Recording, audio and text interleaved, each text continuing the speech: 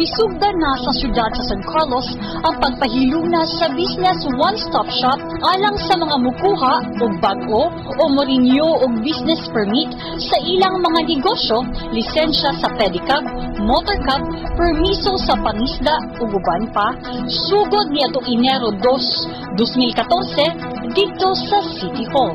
Ang tanang buhatan nga nahilakip alang sa maong business permit, one-stop shop sulod sa City Hall, City Treasurer's Office, alang sa pag-issue sa mga tinuig residence certificates kung sidula o uban pang bayranan.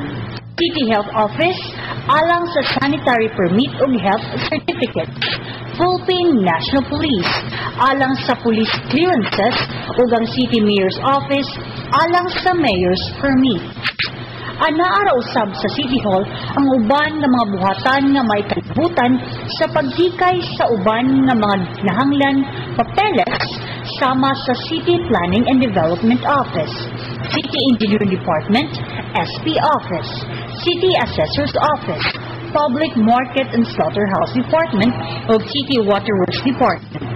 Bisan gani ang uban nga ahensya nasyonal nga may kalabutan usab sa pag-andam sa ubang papeles anaa usab sama sa Bureau of Fire Protection, Bureau of Internal Revenue ug ang PhilHealth. Ang pagbutang sa one-stop shop sa City Hall mo'y tabang serbisyo sa lokal nga gamhanan alang sa mga katawhan ug pag-alagad sa mga magbubuhis sa dakbayan sa San Carlos nga usa lamang kadapit ang makuhaan sa mga requirements ug masayon alang kanila. Ang business one-stop shop sa City Hall abli sa unang adlaw sa trabaho hangtod sa tibok bulan sa Enero 2014 alang sa tanang pagbubuhis sa syudad. Kini mo'y kaupat na higayon nga ang business one-stop shop gihimo dito sa City Hall o dili sa City Auditorium sama kaniadto.